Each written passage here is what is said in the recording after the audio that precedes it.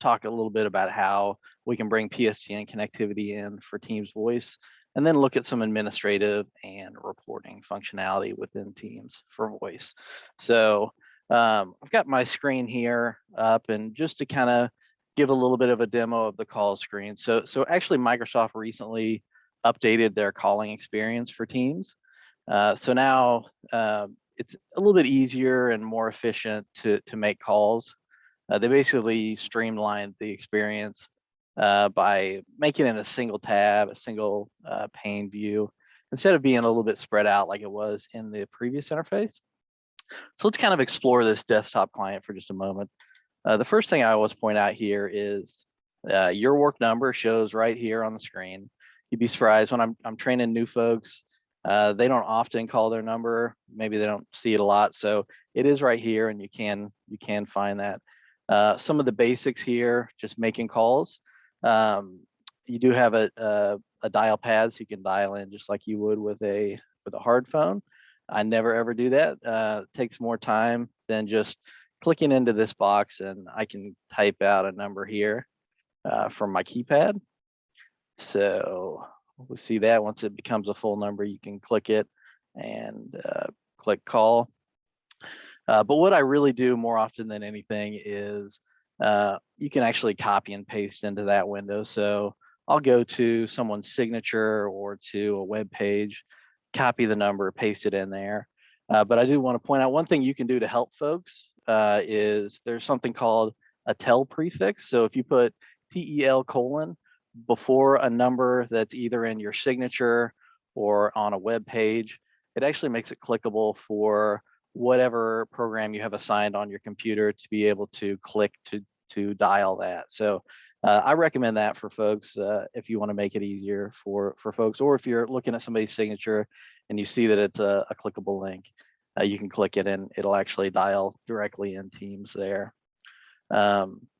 Let's see, you can also make calls from a chat window. So I'm here on Nathan. I do have the ability to call here from the chat window. If I do just the audio call, it's going to make a Teams VoIP call. I have the option here as well to click the little drop down, and I can call the numbers that I have associated with him, the office number, and then it also includes a cell phone number there. One nice feature for folks that I always talk about in Teams is this organization. So if you click on here, you can see, and let me choose a different person to make it a little better. If you click organization, if you're trying to call someone, let's say I'm trying to call Chris Booth here, and he's not available, I can click this organization. I can see who else is on his team. So I can maybe go to Chad and click on Chad, and I know, hey, I can call Chad instead of Chris here. So kind of a nice feature of Teams is the ability to see those other folks. Let's go back to the call screen. Some other options here in the call screen is the call history. So this is really just a list of all the past calls. You'll see we have outgoing calls, missed calls, incoming calls. There's also voicemail inside of there. A real easy, quick way to just return a call. So if I missed a call here, I can just click the call button and I can call them back immediately. We can also filter here by the missed calls, incoming calls, etc. And then we can do some additional things that are kind of cool here. So there's this little ellipses. I can call back from there. I can also add it directly to a speed dial. So I'm going to do that with Jerome here. So I know he's from Transre, and I'll add it. And it adds to the contact. And if I go back to the phone, we'll see that Jerome is in here now. I can click him here and have that as a speed dial as well. Some additional things we can do with the drop down and the ... is a block. So this is a nice feature if you are getting calls maybe from an overzealous sales professional or just telemarketer or whatever. You can click block, and we'll see how to manage that in just a little bit. And then we can also add to the contacts, and we'll look at the contacts in just a moment. But I want to take a quick step here and look at the voicemail. So We do have a listing of voicemails. What happens with Teams when you get a voicemail is that voicemail actually delivers immediately to your Outlook. That's by default. So you'll get an Outlook message with the voicemail. It'll include a transcription, the voice audio file, so you can actually listen to it. If the translation isn't exactly clear, and then you can also delete it there here in the Outlook as well. But for Teams, you also have this in the call history, and it's kind of a convenient way to see your messages. If you're trying to find it in Outlook, sometimes it could be all over the place, but you've got this opportunity here. So if we click on one, you'll see we do have the transcription here. We can also play it from the bottom here, and then we've got the ellipses to do some of the same things that we could do in the call history. You can call back, you can add it to speed dial. I could unblock it. Looks like I've got this one blocked, or delete it here. So some things that we can do in the voicemail. We'll go to contacts. We've got some additional options here. So I can search for a contact. I'll search for Chris. You'll see we can add different modalities. So I could start a chat with Chris, an email, a voice call here, a video call. This voice call would be a VoIP call. And then with this one in the contacts, it actually pulls in some additional numbers. So all the numbers that I have in AD or Outlook contact gets synced here, and I get to see them all, and I can call mobile, business, or any of the other numbers that we have for Chris. This list is actually, folks ask me, where does this come from? It's actually going to be synced from your Outlook contacts into this list, as well as any contacts that you create in Teams.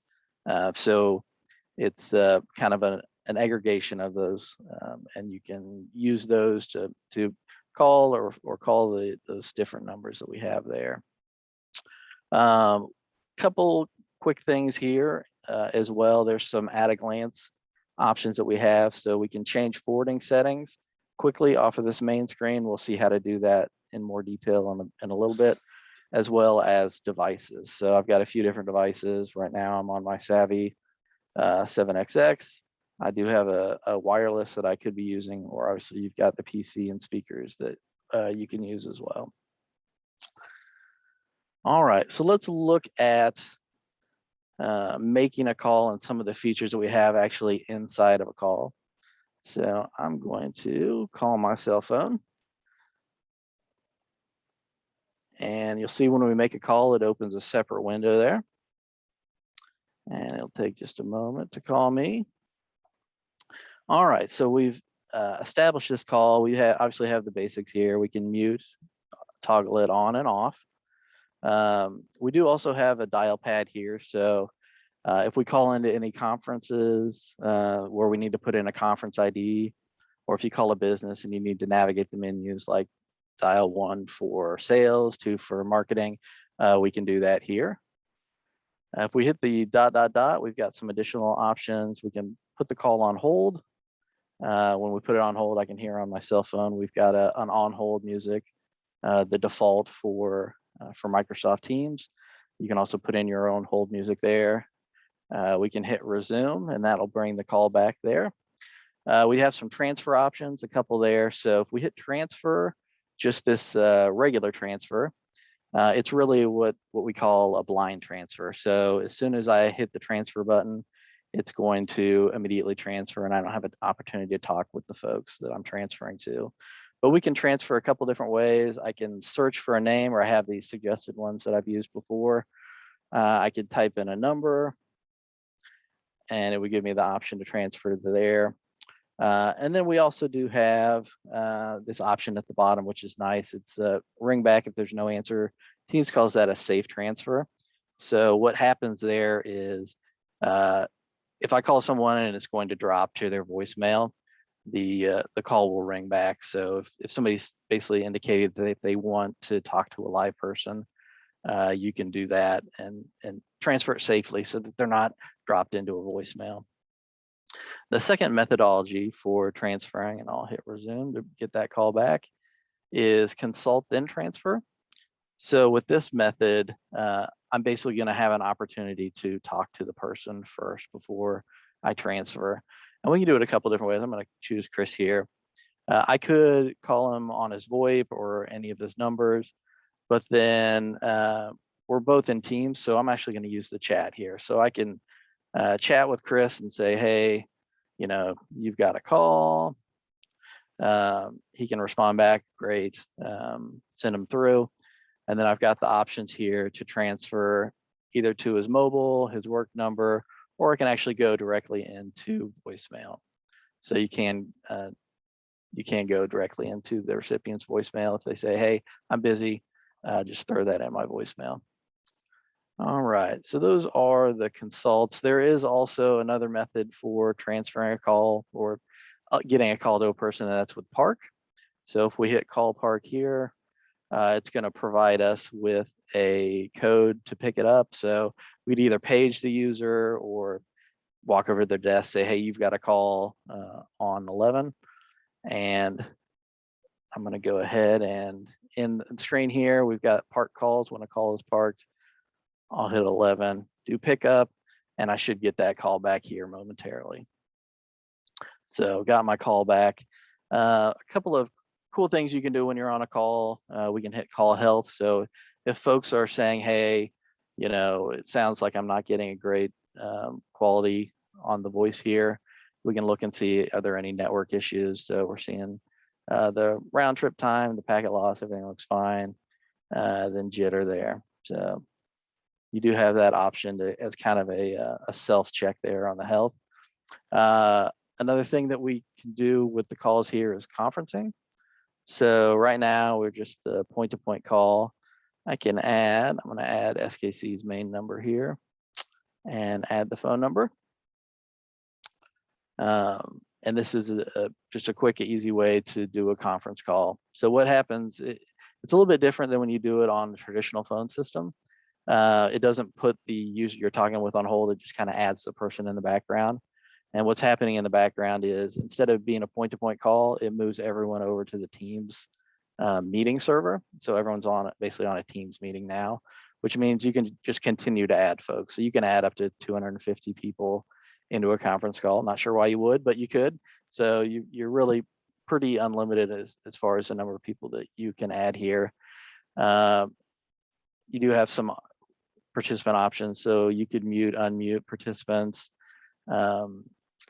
And then one I use a lot is, maybe I'm trying to add somebody live to answer a question and it goes to their voicemail. We can drop them out of this meeting and not have to sit through their voicemail message and that sort of thing. And that's really, I'm going to go ahead and hang up here. So that's really kind of the in-call process things. And I'm going to pause for just a moment and check in with Lacey. Lacey, do we have any questions to answer? We do. We have a few. Is there an option to set up call flows or VCC options for a call center customer support team? There is, and we'll actually take a look at that in just a little bit. I'll get into the admin center console and can actually run through and just show an example of a call queue and an auto attendant. So yep, absolutely, and we'll see that in just a sec. Okay, great. You mentioned paging with Teams. Do you have an external paging device or is it paging them directly in Teams? Yeah, paging, there's not a native paging for Teams. There is some out-of-band paging that you can do with certain phone types. But what most people do is provide an analog gateway. So audio codes, ribbon, those kinds of companies make a gateway that can basically have a Teams call, go to the gateway, then hit an analog interface, and then go to a paging for like overhead paging. So that's typically what we see and what we help customers set up. Yep. Awesome. And then we answered these on the back end, but just in case someone else was looking for it, what was the code to put in front of the phone number? And it was the TL colon? Yeah, TL colon, yeah. It's the tel prefix, yep. Perfect. And then I think you also answered this one, Darren. Do voicemail messages get sent to email? And I think that was asked before you got to that section. So gotcha. Yes, they do. Yep, they do, absolutely. And you can manipulate them there. You can manipulate them here in the Teams Okay. client. Yep. Thanks for the questions. Keep them coming. That's it for now, Darren. All right. Very good. We have one more that just came in. One more. Will Teams integrate with CRM Dynamics?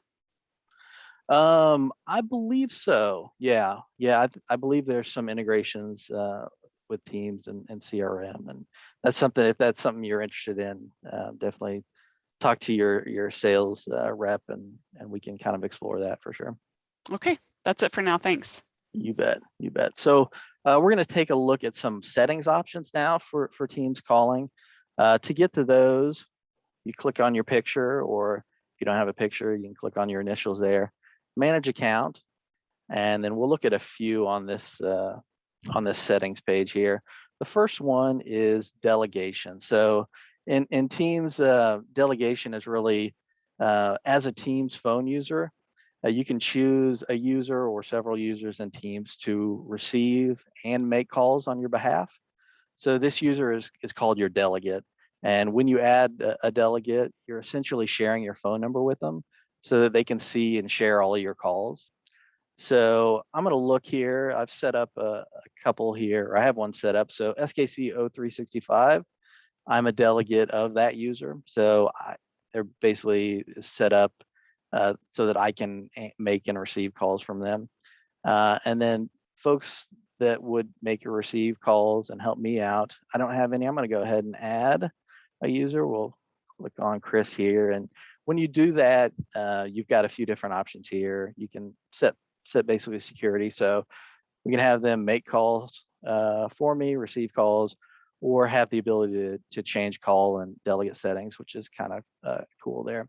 And so we'll see on the user that I have as a delegate, or I'm a delegate for, we have some similar options. So I can view my permissions. I've got all those permissions for this user.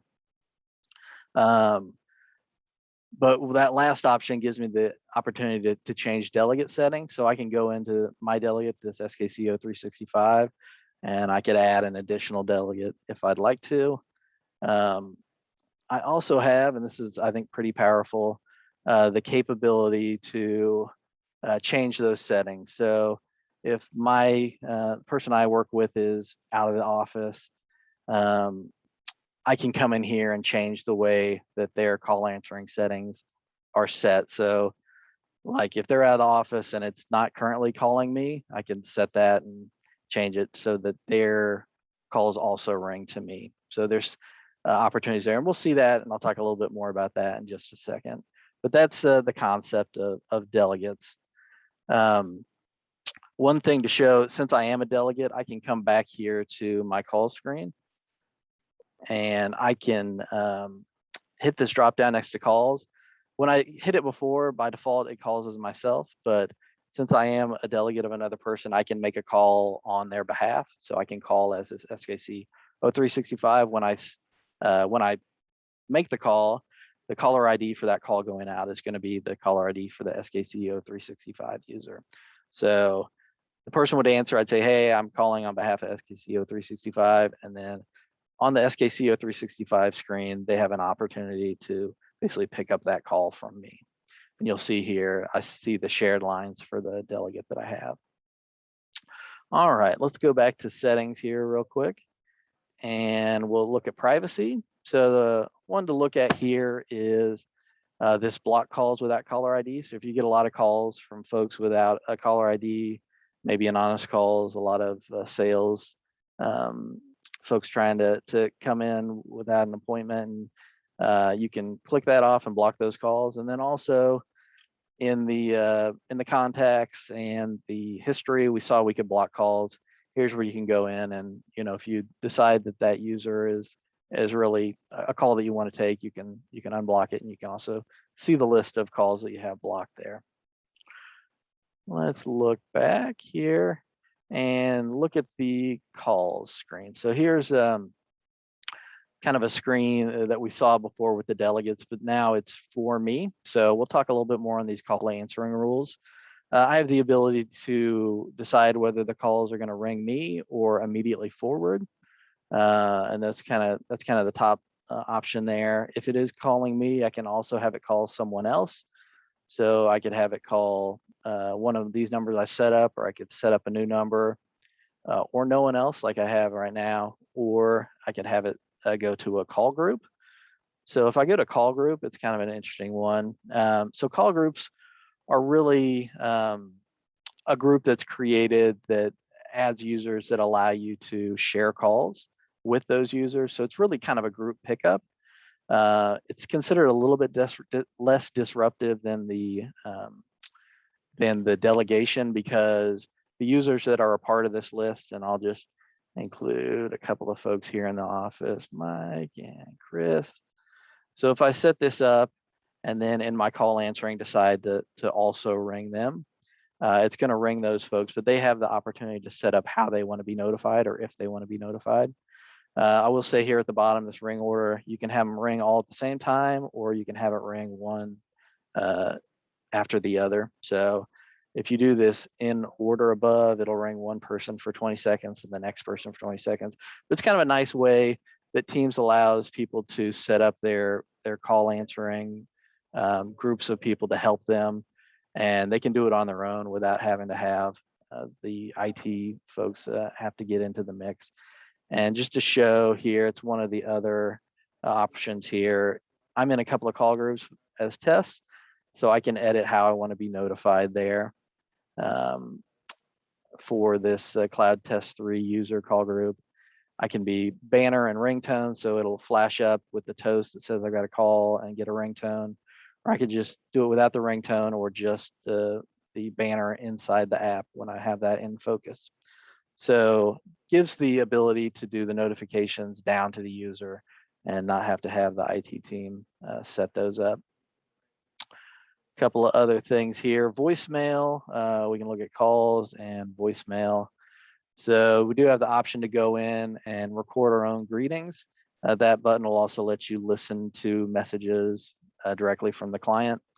We've got call answering. This is one, I typically just have it on leave a message, but you can also do leave a message or be transferred to someone. So if I set up Chris as an option to be transferred to, when someone drops my voicemail, they'll get the option, hey, do you want to leave a message, or do you want to be transferred to Chris for some additional help?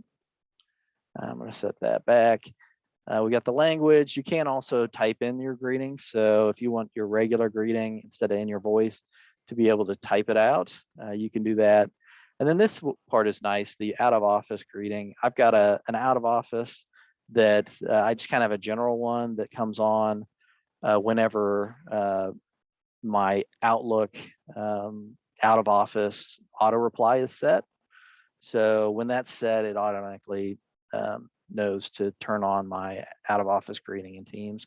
You do also have, if you do the out of office calendar event where you set a calendar event and change it to out of office type, you can have it basically pair with that. So anytime you set that in Outlook, your greeting here will play on the Teams phone. So kind of a nice way to get that sort of automated for the out of office. You do also have some ringtones here, so you can set different ringtones for calls directly to you, calls that get forwarded to you, or delegate calls that come in. So Lacey, any questions on that before I move on to my next slide? Yes. Yep. Can you mask individual user numbers so the caller ID shows the main number? You can. Yeah, that's an administrative feature that you can set. So what you have to kind of set it as, if you're doing direct routing, it needs to be set as a resource account. So you put in a resource account and then tie that account and the caller ID with it to the Teams user. But yeah, you can do that for sure. Yep. Perfect. Are the features we are seeing available only to Teams phone system users, or do you get most of the same options in a direct routing config? Yeah, you'll get these same options whether you're doing calling plans or direct routing. That's actually a good lead into my next slide, which is kind of talking about those different options. But yeah, you do get all these same options regardless of where your PSTN is coming from. Perfect. And last one for now, are all these features available with the Office 365 E3 licenses? They're not. So E3 does not include the phone system. So the key is the phone system license. And actually, I don't know, that's what I'm going to talk about in just a moment. But yeah, you do Okay. need the phone system license to be an add-on to E3, or E5 is included with it. Yep. Perfect. Let's go ahead and keep going just for the sake of time. And Yep. then any follow-up questions, we can just keep it going after the webinar. Sounds Demo. good. Yep. Yep. So that was a great lead in. We'll talk here. So this is a little bit of a description of how the licensing works, and kind of the additive nature of Teams Voice. So really all Microsoft Voice users need to have a phone system license, and really it's kind of shown here as Teams Phone. But that phone system license is an add-on license that's available with Microsoft 365 and Office 365 E1 and E3 licenses. So the phone system isn't included, but you can't add that to it. The phone system is included in, the phone system is included in all the flavors of the E5, as well as the business voice licenses. In addition, though, to this phone system license and the PBX portion, you do need to have PSTN dial tone brought into Teams in some fashion, and really it's going to be one of these three options here. So we'll start with the Microsoft Teams calling plan. Those calling plans are really kind of a fast and simple way to set up calling without having additional technology or technical configurations. It doesn't require a session border controller or a voice trunk. The calling plans provide the users with the ability to make inbound and outbound calls using Microsoft as the voice provider. So these can be purchased as either a domestic calling plan, which provides 3,000 minutes per user per month, or international calling plans, which provides domestic and international calling, including 600 minutes for international calls per user per month. And those minutes are pooled. So it's pooled for all your domestic users or all your international users.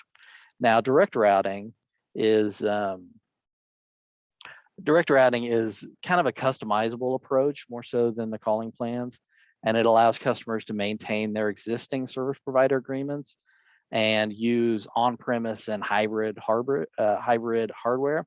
So direct routing architectures require a Teams supported session border controller, or SBC, to act as an integration point between Teams and other systems. So this method would be recommended for a customer that has, say, a long-term SIP contract in place and needs to continue to leverage the existing telephony services. Customers may also want to use direct routing in the case where they need to configure interoperability between existing telephony equipment, such as third-party PBXs, analog devices, overhead paging like we talked about before, or call center applications. And then the last one here is Operator Connect, which is currently in public preview and is planned to be generally available in Q1 of 2022. So Operator Connect is kind of a quick and easy way to get started with calling while maintaining other service provider agreements. The operator and the Operator Connect, you can really kind of think of that as a telephony provider. So when they say Operator Connect, they're really talking about like Sprint or Verizon or British Telecom, or a provider like that has a partner relationship with Microsoft to bring in telephony directly into Microsoft. So the operators are establishing that connection and allow you to provision users, assign phone numbers, all within the Teams admin center interface. So it makes it easier. It's sort of a hybrid between calling plans and direct routing, where you can have it from a provider, but still have that ease of being able to use the Teams admin center and not have to do, a lot of things in PowerShell or set up an SBC, that sort of thing. So that is kind of the PSTN connectivity portion of the idea of Teams Voice. Now let's take a look here at the Teams admin console. So we'll look at a few things here, but just overall, if you're a Teams admin, this will look familiar, but you've got all your different Teams settings here, so we can make changes in Teams and users and devices. We're going to focus here on the voice side, but this is if you're a full Teams admin, you have the breadth of administration inside of Teams. But just wanted to look here at a few of these in the voice side. So phone numbers here, we were talking about calling plans and operator connect. This is a list of the phone numbers that are provided by Microsoft or provided by an operator. So you'll see we've got the phone number, who it's coming from, the location, what it's assigned to. So when you add a phone number, we'll see that in just a second. You can either be, like a conference number, or assign it to a voice app, like a call queue or an auto attendant. And then we've got the assignment here, whether it's assigned or not. Pretty easy to add. So I'm going to go ahead and just do a quick add here so you can see it. So we'll do a test. We tell it where we want it. So you can get calling plans in a few different countries. Obviously, we're going to choose the United States. And then we get a few options here once we choose that. I'm going to go ahead and choose the user option, but you can tell it what this is going to be used for here as a number. The reason they ask that is if it's used for like an auto attendant or a call queue, it's a different type of number that can handle more than just one call, where a user phone can't. Operators, so here are some of the operators we were talking about with Operator Connect. We're going to go ahead and choose Microsoft for the calling plan. We'll add one number. I want to make it in my home area code, which is 913, and I'll hit next. And what we'll see is Microsoft basically pulls it out of their database, one number in this number range, and gives us the opportunity to bring that into our Microsoft account here. And you've got like 10 minutes to decide. So I don't actually need it, so I'm going to go ahead and discard that, but just wanted to kind of show that process of adding. There's also the concept of porting numbers, so you can port those numbers over to Microsoft. So if you've got a number from Verizon or AT&T or whatever, you can start a port here in Microsoft, and they've basically got an online option here to go through and be able to set that here. So you can bring numbers over to Microsoft. You can also move numbers out of Microsoft into another provider. Just when you do those ports, they start at the winning provider, the provider that's getting the number. So let's see. Let's look quickly here at direct routing. Hey, Darren, I'm going to go ahead and yeah. just launch a poll question for those of you that need to drop, just in case you want to be followed up with after the webinar. Yep. In the meantime, we're going to continue just going through these last few items, and we'll have some time for questions. But I do know it went till 10:30, so if you need to drop, just let us know if you want additional help. Yep, absolutely. So we'll look here at our SBC, and you can see that we can see our concurrent calls in and out. So it's an easy way to see how many calls are coming through. And then we do also have network parameters here, so we can see what our jitter, latency, and packet loss are here. Another one that we want to look at here is the auto attendant. So I got a test auto attendant. I can see here voice input, so we can have it be something that a user can say, voice inputs for. So like if you want to go to sales, it could say sales, that sort of thing. The call flow here is where we set up the numbers. So dial 1 for the front desk, 2 for sales, 3 for marketing, that sort of thing. You do have options for after hours, so you can say how you want things to flow after hours. Same with holidays. So we have those options for the auto attendant here. And then quickly here, we'll look at the call queue. We've got a front desk call queue that we use. So we've got a phone number associated with that. We've got a number of users. So we've got a front desk user that these calls get directed to, and then a backup user. There's different routing methodologies. We have it in serial right now, so it always goes to the front desk first, and then the backup for the front desk second. But you can do attendant routing, which would dial everybody at once, round robin, which would go individually through the list, or longest idle, which would take the person that was idle longest. And you can do things when you have more than a certain number of calls in queue. You can have it redirect to a specific person or to a voicemail. Or if someone's in call, so if they're on hold for a certain amount of time, you could have it route to a voicemail or another call routing group. So those are our call queues there. And then lastly, wanted to see a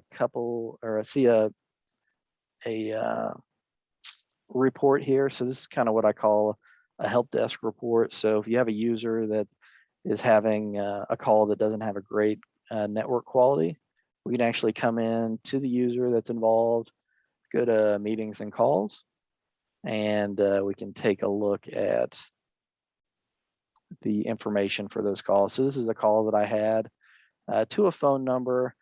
You can see on my side what device I'm using. So the microphone, my headset here.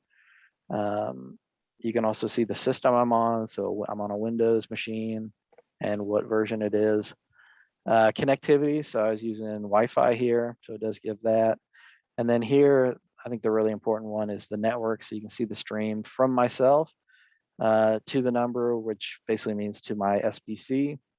You can see it's showing that the call was good. It doesn't show any network issues here. And same with the stream to the other direction. So that's kind of the user reports that we have, or one of the user reports that we have here. And then lastly, there are reports here in Teams as well. We'll take a quick look at this PSTN report for the last 24 days, and this will show the usage on your account. So we have calling plans and we have direct routing. So we have these two options here, and really what this is kind of a call detail report. So we can see all the calls for direct routing, who they're from, who they're to, what type of call it was, the date and time, etc. And then with calling plans, the nice thing here, I've talked with some users, they're like, hey, we got charged for some things. We wanted to check and see what was going on. So you do have a list here and what the cost is from Microsoft to you. There's certain cases, like if you have a domestic calling plan and you make an international call, you can set that up with something called communications credits that does kind of ad hoc billing, and you can see, what calls cost what here, and you can export those out from Excel and do some filtering and things. So those are the reporting that we're just doing a quick look at here. But that's really it. Lacey, I'll pause for questions for folks that are still on. Perfect. We do have some questions. Awesome. Will Teams also integrate with Salesforce?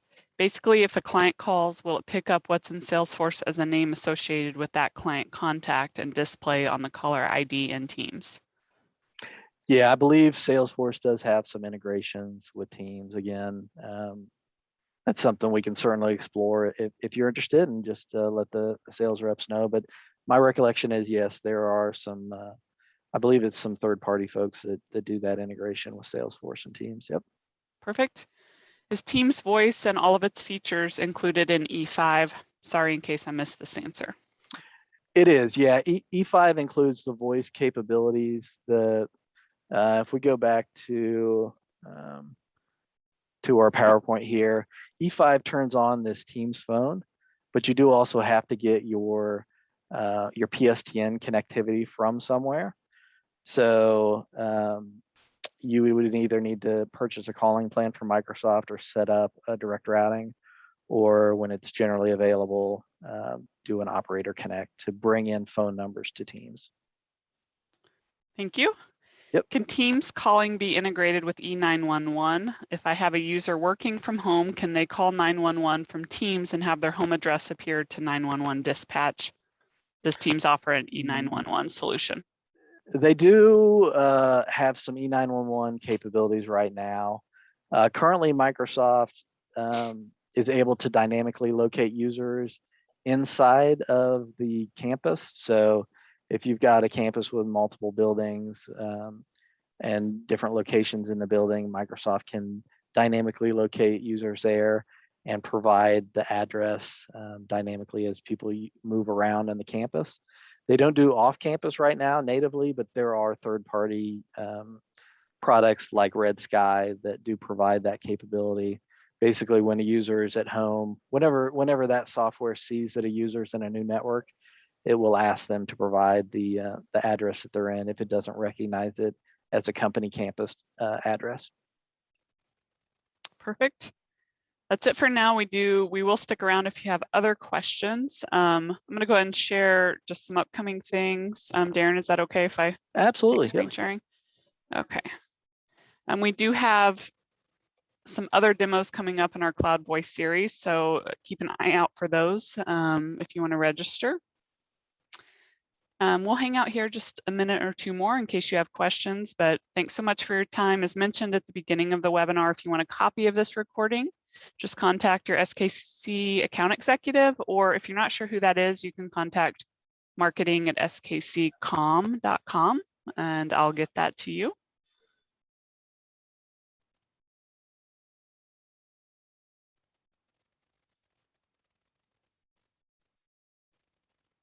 All right, it looks like that's it, Darren. Great awesome content. Thanks everyone. Yep. Appreciate it. Thanks everybody that attended. Have a great day.